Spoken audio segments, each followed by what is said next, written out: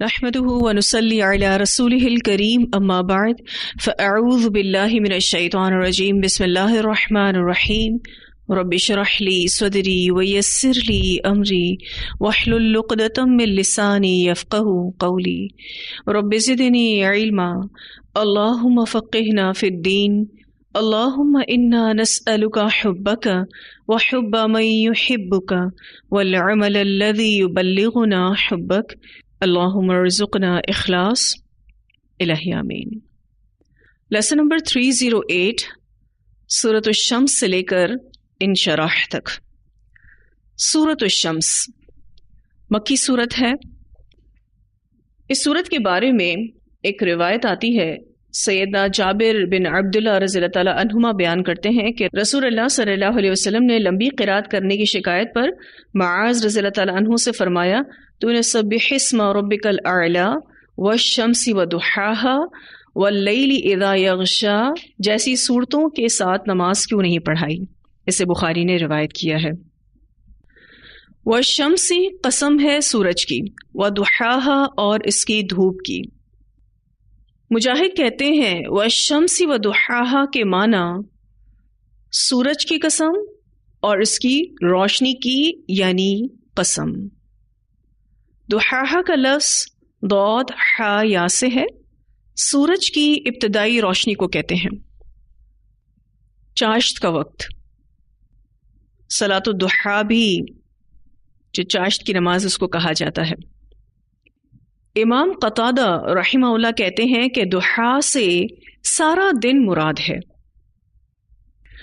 تو ضحیٰ کے معنی چاشت کا وقت بھی ہے، جب سورج خاصا بلند ہو جاتا ہے، اور اس وقت کی دھوپ بھی، جبکہ روشنی کے علاوہ سورج کی گرمی بھی اہل زمین کو متاثر کرنا شروع کر دیتی ہے، اور اس روشنی سے رات کی تاریکی ختم ہو جاتی ہے اور دن نکل آتا ہے۔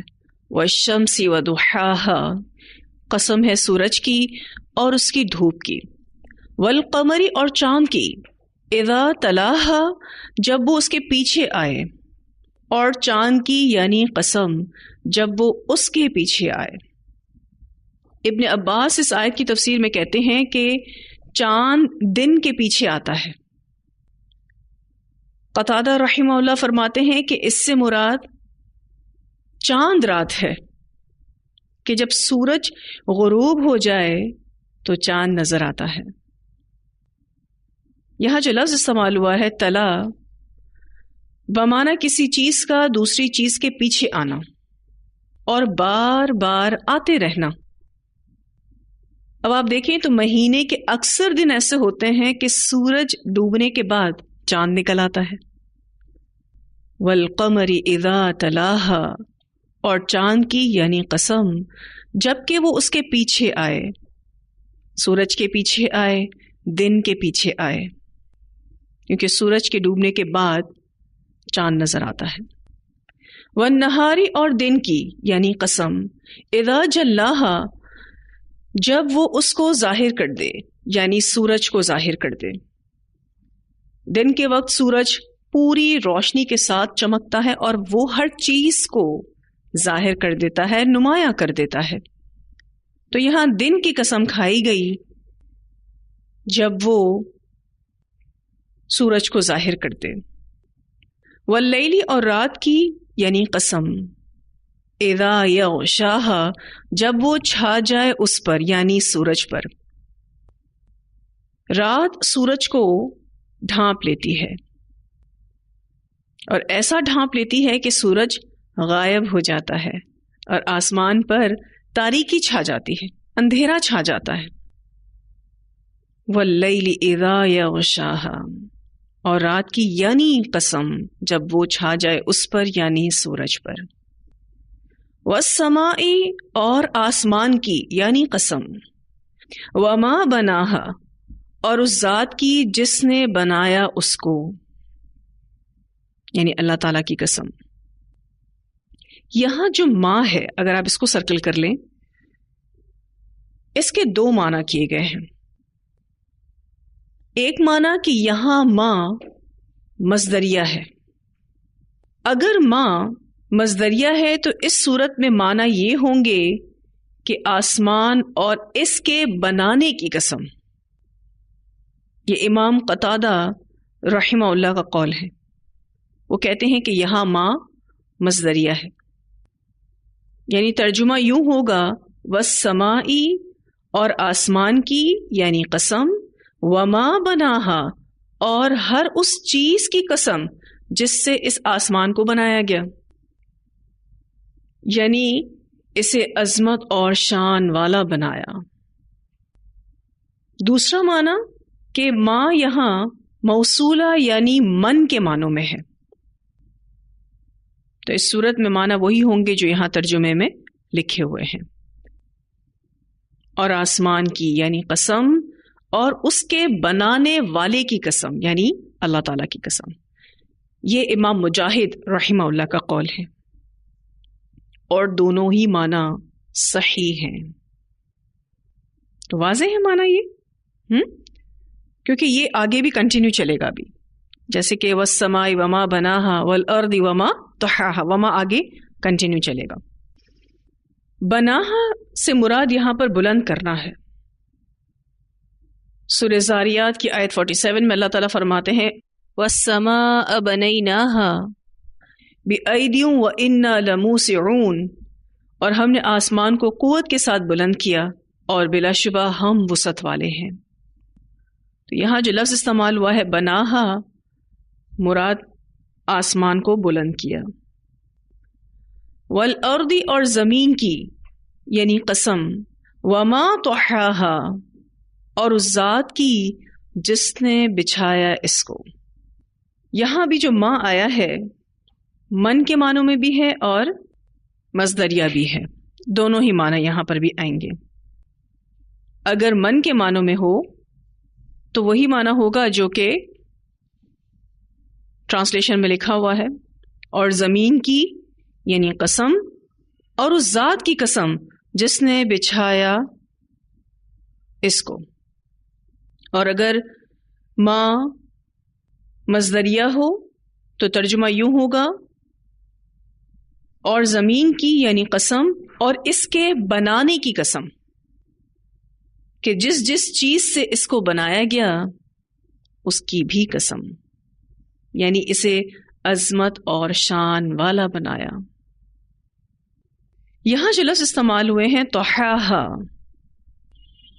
اس کا معنی یہ ہے کہ زمین کو اس طرح سے پھیلا دیا کہ وہ مخلوق کے رہنے کے قابل بن جائے، اسے کھانے کو رزق بھی فراہم ہوتا رہے اور رہائش بھی. والارض وما طحاہا، ونفس، اور نفس کی، وما سواہا، اور اس ذات کی جس نے اسے ٹھیک بنایا. یہاں بھی ماں کے دونوں مطلب ہو سکتے ہیں. اگر من کے معنوں میں لیں تو وہی معنی جو ٹرانسلیشن میں لکھا ہوا ہے، اور اگر اس ماں کو مصدریہ لیں تو معنی یہ ہوگا کہ انسانی نفس کی یعنی قسم، اور جس چیز سے اس کو بنایا اس کی بھی قسم، یعنی اس کے بنانے کی قسم کہ کیسا شان اور عظمت والا اسے بنایا گیا. وَنَفْسٍ وَمَا سَوَّاهَا، اور نفس کی یعنی قسم، اور اس ذات کی جس نے اسے ٹھیک بنایا. اللہ تعالیٰ نے انسان کو ٹھیک بنایا، یعنی اللہ نے اسے صحیح، برابر اور سلیم فطرت پیدا کیا. اللہ سبحانہ تعالیٰ سورہ الروم کی آیت نمبر 30 میں فرماتے ہیں فَأَقِمْ وَجْهَكَ لِلدِّينِ حَنِيفًا فِطْرَةَ اللَّهِ الَّتِي فَطَرَ النَّاسَ عَلَيْهَا لَا تَبْدِيلَ لِخَلْقِ اللَّهِ ذَلِكَ الدِّينُ الْقَيِّمُ وَلَكِنَّ أَكْثَرَ النَّاسِ لَا يَعْلَمُونَ. بس تو ایک طرف کا ہو کر اپنا چہرہ دین کے لیے سیدھا رکھ، اللہ کی اس فطرت کے مطابق جس پر اس نے سب لوگوں کو پیدا کیا. اللہ کی پیدائش کو کسی طرح سے بدلنا جائز نہیں. لا تبدیل لخلق اللہ، یہی سیدھا دین ہے. اور لیکن اکثر لوگ نہیں جانتے۔ تو اللہ سبحانہ تعالیٰ نے تو انسان کو صحیح، برابر اور سلیم فطرت پیدا کیا ہے۔ اس بارے میں ایک روایت بھی آتی ہے، رسول اللہ صلی اللہ علیہ وسلم نے فرمایا کہ ہر بچہ فطرت یعنی اسلام پر پیدا ہوتا ہے، پھر اس کے ماں باپ اسے یہودی یا نصرانی یا مجوسی بنا لیتے ہیں۔ جس طرح تم دیکھتے ہو کہ جانور صحیح سالم بچہ جنتا ہے، کیا تم نے کوئی کان کٹا ہوا بچہ بھی دیکھا ہے؟ جانوروں کے کان کون کاٹتا ہے؟ انسان کاٹتے ہیں۔ تو یہ روایت بخاری میں آتی ہے۔ تو ہر انسان فطرت پر پیدا ہوتا ہے، یعنی اللہ سبحانہ تعالیٰ نے ہم سب کے اندر اسلام کو بلٹ ان کر دیا ہے۔ ایک اور روایت میں آتا ہے، رسول اللہ صلی اللہ علیہ وسلم نے فرمایا، اللہ تعالیٰ فرماتا ہے کہ میں نے اپنے سب بندوں کو مسلمان پیدا کیا، پھر ان کے پاس شیطان آئے اور انہوں نے انہیں دین سے ورغلا دیا۔ اسے مسلم نے روایت کیا ہے۔ یعنی سارے ہی لوگ مسلمان پیدا ہوئے تھے، پھر وہ شیطان کی باتوں میں آ کر اپنے دین کو خراب کر لیتے ہیں۔ پھر اللہ سبحانہ تعالیٰ فرماتے ہیں فَأَلْهَمَهَا، پس اس نے الہام کیا اس کو، فجورها، اس کی بدی کو، وتقواها، اور اس کے تقوی کو۔ پھر اللہ نے اسے الہام کیا اس کی بدی اور اس کے تقوی کو۔ یہاں جو لفظ استعمال ہوا ہے فَأَلْهَمَهَا، لام ہا میم سے ہے، معنی دل میں خیال ڈالنا۔ ایک لفظ آپ نے سنا ہوگا الہام، اور ایک وسوسہ۔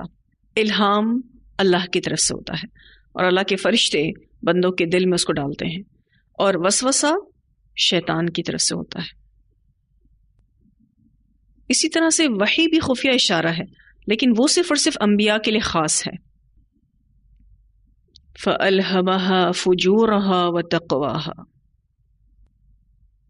یعنی اللہ نے نیک اور بد دونوں راستے بنائے اور سمجھا دیا کہ نیک راستہ اختیار کرنے کے کیا فوائد ہیں اور برا راستہ اختیار کرنے کے کیا نقصانات ہیں۔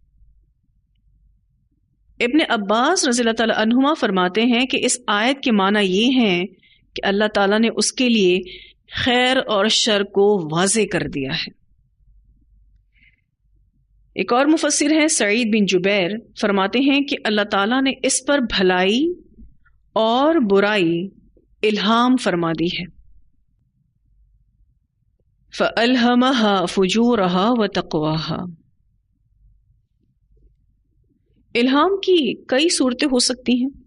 ایک فطری الہام، مثلا جب بچہ پیدا ہوتا ہے تو وہ ماں کے سینے سے دودھ پینا شروع کر دیتا ہے، تو کس نے سکھایا اس کو؟ اللہ تعالیٰ نے سکھایا۔ اگر یہ کام انسان کو کرنا پڑتا تو کتنی مشقت پڑ جاتی۔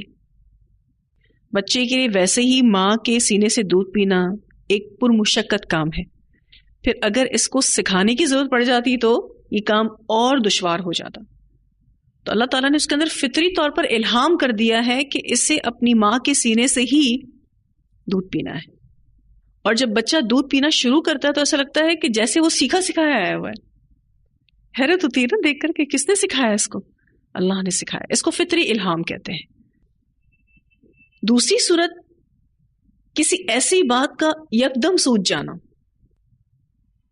جو انسان کی ذہنی کوشش کا نتیجہ نہیں ہوتی، یعنی اللہ کی طرف سے کوئی بات دل میں آ جاتی ہے، آپ سوچتے ہی رہ جاتے ہیں کہ میں نے تو اس بارے میں نہ غور و فکر کیا نہ سوچا، یہ میرے دل میں بات کس نے ڈالی؟ تو اللہ کی طرف سے دل میں بات آ جاتی ہے اور انسان اس چیز کو باقاعدہ محسوس کرتا ہے۔ پھر ہر انسان کی فطرت میں خیر اور شر کی تمیز رکھ دی گئی ہے۔ اس کا ضمیر اس کو بار بار وارن کرتا ہے کہ تم نے یہ ٹھیک کیا اور یہ ٹھیک نہیں کیا۔ تو الہام کی کئی صورتیں ہو سکتی ہیں، اور اگر تھوڑا اس آیت پر غور کریں تو اللہ سبحانہ تعالیٰ کا یہ کہنا فَأَلْهَمَهَا فُجُورَهَا وَتَقْوَاهَا، یہ ہدایت کا کتنا بڑا ذریعہ ہے، اور یہ اللہ کا کتنا بڑا احسان ہے کہ اس نے خیر اور شر کی تمیز ہمارے اندر ہی بلٹ ان کر دی ہے، اور انسان کا ضمیر اس کو بار بار الارم دیتا ہے کہ تم نے یہ کام ٹھیک کیا یا یہ کام ٹھیک نہیں کیا۔ یہاں تک جو آیات ہیں، اللہ سبحانہ تعالیٰ نے کائنات کی نشانیوں پر غور و فکر کروایا، والشمس وضحاها والقمر اذا تلاها والنہار اذا جلاها واللیل اذا یغشاها والسماء وما بناها والارض وما طحاها، یعنی تمہارے لیے کائنات میں اللہ تعالیٰ نے نشانیاں چھوڑ دی ہیں، غور و فکر کرو۔ پھر وَنَفْسٍ وَمَا سَوَّاهَا، اللہ سبحانہ تعالیٰ نے انسان کی جسمانی ضرورتوں کو بھی پورا کیا۔ پھر فرمایا فَأَلْهَمَهَا فُجُورَهَا وَتَقْوَاهَا، یعنی اس کی روحانی ضرورتوں کو بھی پورا کیا۔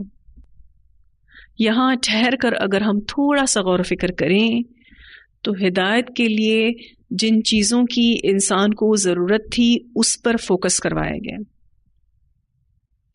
ابتدائی آیات میں اللہ سبحانہ تعالیٰ نے کائنات کی نشانیوں کے حوالے سے بات کی۔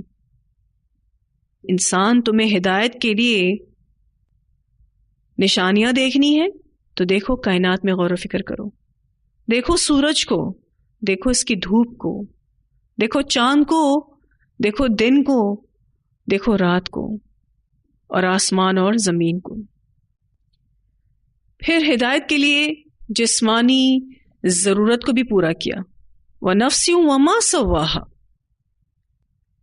ذہنی اور جسمانی طور پر انسان کو درست بنایا، حسی اور معنوی طور پر انسان کو درست بنایا تاکہ وہ ہدایت حاصل کر سکے۔ پھر فرمایا فَأَلْهَمَهَا فُجُورَهَا وَتَقْوَاهَا، یعنی اس کی روحانی ضرورتوں کو بھی پورا کیا تاکہ وہ ہدایت حاصل کر سکے۔ تو اللہ نے انسان کی ہدایت کے لیے کائنات میں نشانی چھوڑ دی۔ نمبر 2، اس کی جسمانی ضرورتوں کو پورا کیا، اور نمبر 3، روحانی ضرورتوں کو بھی پورا کیا۔ اور یہ جو میں نے ابھی آپ سے ذکر کیا کہ اس کی اسپرچول نیڈس کو پورا کیا، یعنی اس کے اندر اچھے و برے کی تمیز رکھ دی۔ اللہ نے اس کے اندر ایک الارم لگا دی، اگر وہ کچھ بھی غلط کرتا ہے تو اندر سے کوئی چیز اسے ملامت کرتی ہے۔ تو انسان صرف ماحول کو بلیم نہیں کر سکتا، اور یہ چیز انسان کا بہت بڑا امتحان ہے۔ ہم نے سورۃ القیامہ میں پڑھا تھا بل الانسان علی نفسہ بصیرہ، ہر انسان اپنے آپ کو بہت اچھے سے جانتا ہے۔ ہوتا یہ ہے کہ انسان اپنے ضمیر کو سلا دیتا ہے، اس کو کرپٹ کر دیتا ہے۔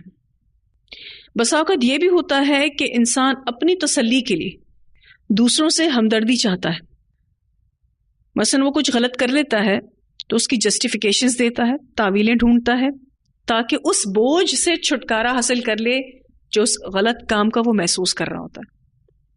کیونکہ اللہ سبحانہ تعالیٰ نے تو اندر الارم لگا دیا نا، اندر سینسر لگا دیے، تو جب آپ اچھا کرتے ہیں تو آپ اچھا فیل کرتے ہیں، اور جب آپ برا کرتے ہیں تو آپ ہیوی فیل کرتے ہیں۔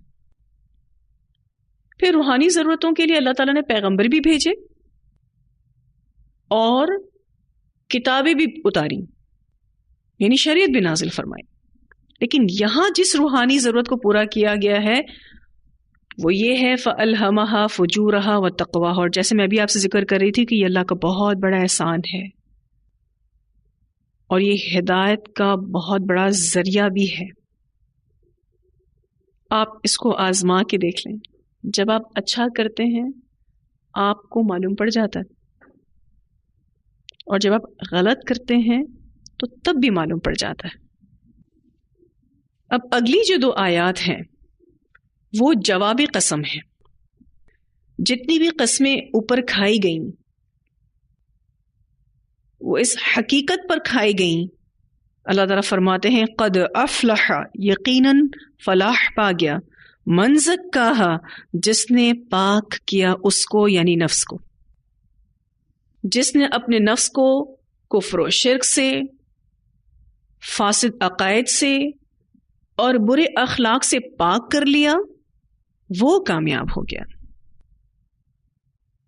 وقد خواب اور یقیناً ناکام ہوا من دساہا جس نے دبا دیا اس کو یعنی نفس کو۔ دساہا کہتے ہیں خاک میں ملا دینا، کوئی بھی چیز مٹی میں دبائی جاتی ہے تو گندی ہو جاتی ہے، مراد یہ ہے کہ جس نے نفس کو گندا کر دیا وہ نامراد ہوا، یعنی جس شخص نے اپنے ضمیر کی آواز کو جو اسے اچھے برے کے بارے میں بتاتی ہے دبا دیا تو وہ نامراد ہو گیا۔ تو یہ دونوں آیات جواب قسم ہے۔ قد افلح من زکاہا یقیناً فلاح پا گیا جس نے پاک کیا اس نفس کو۔ تو کامیاب وہی ہے جو اپنا تزکیہ کرے۔ جب نفس کو تقوی نصیب ہو جاتا ہے تو برائی سے دلچسپی ختم ہو جاتی ہے۔ اب تزکیہ کے لیے کون کون سی چیزیں ضروری ہیں؟ سب سے پہلے قرآن کی تلاوت، اور تلاوت کے معنی کیا ہے؟ اس کو صرف ریسائٹ کرنا، سمجھ کر پڑھنا۔ پھر دوسری چیز کہ کتاب کا علم حاصل کرنا، یعنی اس کی انڈرسٹینڈنگ، اس سے بھی بہت اچھا تزکیہ ہوتا ہے۔ اور تیسرا حکمہ یعنی حدیث مبارکہ صلی اللہ علیہ وسلم۔ چوتھی چیز دعا کرنا۔ اس بارے میں نبی اکرم صلی اللہ علیہ وسلم نے دعا بھی سکھائی ہے کہ ہم اپنے نفس کے تزکیے کی دعا کریں۔ روایت میں آتا ہے سیدنا زید بن ارقم رضی اللہ عنہ بیان کرتے ہیں کہ رسول اللہ صلی اللہ علیہ وسلم یہ دعا مانگا کرتے تھے، اللہم انی اعوذ بک من العجز والکسل والحرم والجبن والبخل وعذاب القبر، اللہم آت نفسی تقواہا وزکیہا انت خیر من زکاہا انت ولیہا ومولاہا، اللہم انی اعوذ بک من قلب لا یخشع ونفس لا تشبع وعلم لا ينفع ودعوت لا يستجاب لها۔ یا اللہ میں عاجزی، سستی، بڑھاپے، بزدلی، کنجوسی اور عذاب قبر سے تیری پناہ چاہتا ہوں۔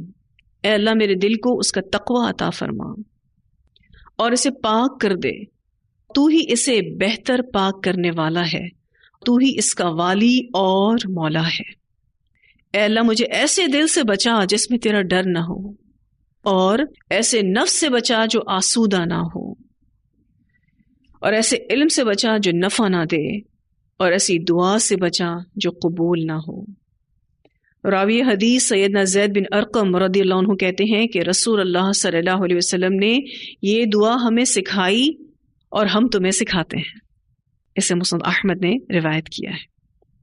تو یہ تزکیہ نفس کی بہترین دعا ہے۔ اس کا ایک شارٹ ورژن بھی آتا ہے، اللہم آتی نفسی تقواہا وزکیہا انت خیر من زکاہا انت ولیہا ومولاہا۔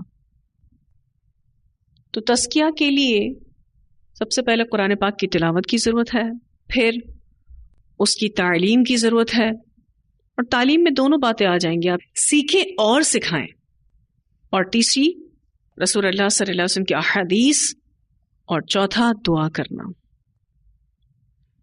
غیر فطری طریقے سے بھی تزکیہ کیا جاتا ہے جس کو اسلام نے ناپسند کیا ہے۔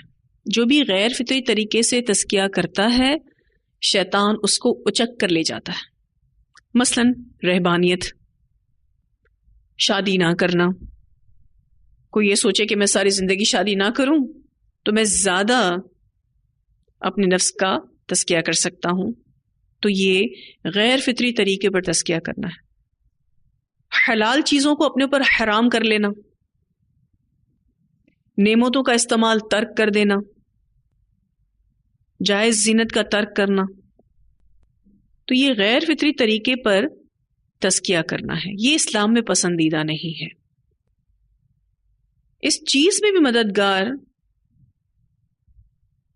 وہ الہام ہے جو اللہ تعالیٰ نے ہمارے اندر اچھے اور برے کا رکھ دیا ہے، وہ تمیز ہے جو اللہ تعالیٰ نے اچھے اور برے کی ہمارے اندر رکھ دی ہے. اور جس نے اپنے نفس کو اس تزکیے سے دور رکھا، اپنے ضمیر کی بات نہیں سنی، تو اللہ تعالیٰ فرماتے ہیں وَقَدْ خَابَ مَنْ دَسَّاهَا، اور یقیناً ناکام ہوا جس نے دبا دیا اس کو، یعنی نفس کو. اب یہاں تک جو آیات ہم نے پڑھی ہیں، اگر ہم اس کا خلاصہ کریں تو جس طرح سورج اور چاند ایک دوسرے سے مختلف ہیں، جس طرح دن اور رات ایک دوسرے سے مختلف ہیں، زمین اور آسمان ایک دوسرے کی ضد ہیں، بالکل اسی طرح سے فجور اور تقوی یعنی خیر اور شر ایک دوسرے کی ضد ہیں. اس طرح خیر والے اعمال اور شر والے اعمال بھی ایک دوسرے کی ضد ہیں، تو ان کے انجام بھی الگ الگ ہوں گے، مختلف ہیں. خیر والے اعمال کا نتیجہ اخروی کامیابی ہے اور شر والے اعمال کا نتیجہ اخروی ناکامی اور نامرادی ہے. اور اسی کا ہی ذکر جواب قسم میں کیا گیا ہے. اللہ تعالیٰ فرماتے ہیں قد افلح من زکاها وقد خاب من دساها. تو متضاد چیزوں کی قسم کھا کر جواب قسم یہ دیا گیا ہے کہ نیک اور بد کا انجام بھی مختلف ہے. ایسا نہیں ہو سکتا کہ کوئی نیکی کرے اور برے انجام کو پہنچے، یا پھر کوئی برا کرے اور اچھے انجام کو پہنچے، ایسا نہیں ہو سکتا. تو اتنی آیات کی تلاوت سنتے ہیں، پھر انشاءاللہ آگے پڑھیں گے. اعوذ باللہ من الشیطان الرجیم، بسم اللہ الرحمن الرحیم.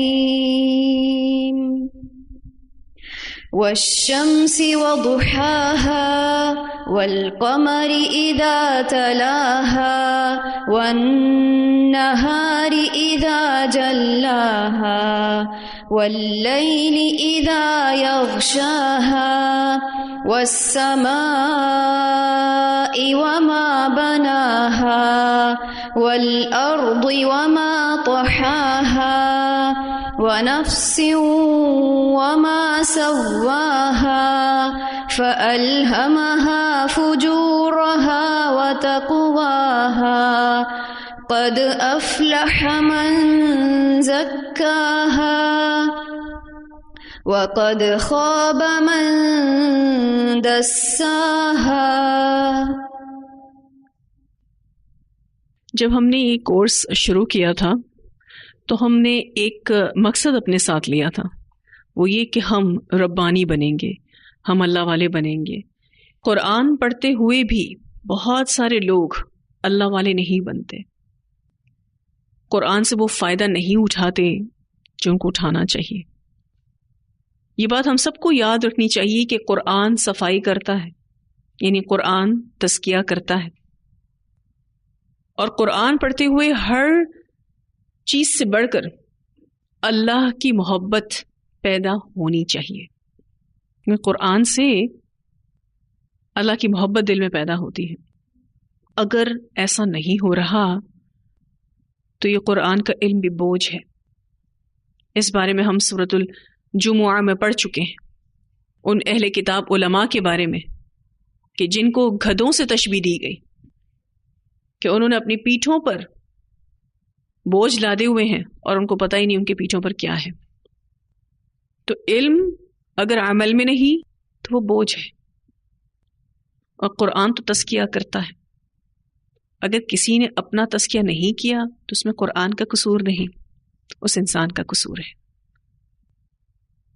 پھر ہمارا عمل اتنا اسٹرانگ ہونا چاہیے جو لوگوں کو متوجہ کرے، کیونکہ ہمیں ہمارے طرز عمل سے بھی لوگوں کو دین کی طرف بلانا ہے. ایک تو آپ ابلاغ کرتے ہیں بتا کر، لیکن ایک خاموش ابلاغ ہوتا ہے، اور وہ ہمارے عمل سے ہوتا ہے. اہل القرآن کو بڑی محتاط زندگی گزارنی چاہیے. یہ محتاط زندگی اس لیے کیونکہ اب ہم ایک خاص نسبت سے پہچانے جاتے ہیں.